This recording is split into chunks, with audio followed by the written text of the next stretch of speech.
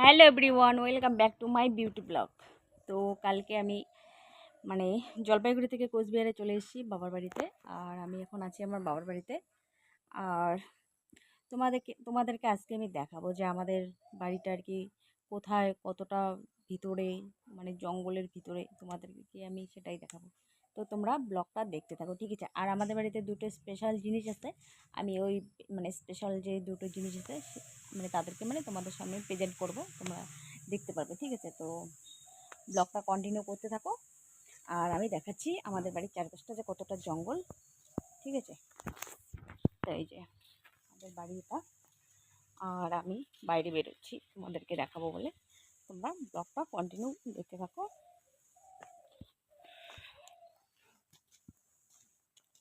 তো কি হয়েছে, তো হঠাৎ করে একখান থেকে আরেকখানে আসলে কি হয় যে এতটা অসুবিধা লাগে, মানে মানে একটু প্রথমে তো আনকমফোর্টেবল লাগেই। একখান থেকে এক বাড়ির থেকে আরেক বাড়ি হঠাৎ করে আসলে মোটামুটি 4 মাস 5 মাস পর, আমি তো এখানে আসি মোটামুটি 4 মাস 5 মাস, মানে এরকম হয়। হ্যাঁ, লেট হয়ে যায় আস্তে আস্তে। তো ওখানে থাকতে থাকতে একরকম, এখানে আসলে হঠাৎ করে আরেক রকম লাগে। আবার এখানে থাকতে থাকতে আবার ঠিক হয়ে যায়, যতই হোক। এটা তো আগে আমি এখানে ছিলাম না, আমার নিজের বাড়ি। তো তোমাদেরকে আমি দেখাচ্ছি। আর আমাদের এই যে রৌদ্র, যে প্রচণ্ড রৌদ্র উঠেছে, প্রচণ্ড রৌদ্র পড়ছে মুখের উপর। তো যাই হোক, এই যে জঙ্গলটা দেখতে পাচ্ছ, এটা হচ্ছে রেল লাইন, উপরে রেল লাইন, অনেক উঁচু রেল লাইনটা। আর তার চারিদিকে তো জঙ্গল জঙ্গল দিয়ে ভর্তি। আর এই যে শুয়ে আছে মহারাজ দুটো, এই মহারাজ দুটো আমাদের বাড়িতে আছে।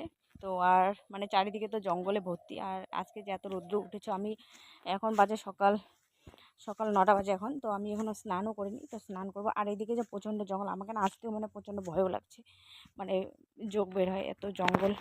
আর আমি তো যোগে প্রচণ্ড ভয় করি। তো যাই হোক, আমি দেখে দেখে যাচ্ছি, আমার প্রচণ্ড ভয়ও লাগছে, দেখে গেছি। তো তোমরা দেখতেই পাচ্ছ, তোমাদেরকে আমি দেখাচ্ছি। এই দেখো, চারিদিকে এত জঙ্গল, এত জঙ্গল, জঙ্গল দিয়ে ভর্তি, ঠিক আছে?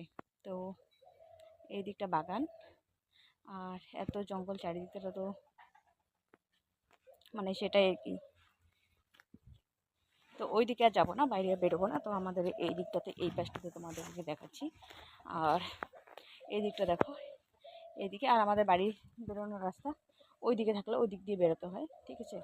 ওইটা দিয়ে বেরোতে হয়। আর রেল লাইন এই যে দেখা যাচ্ছে না,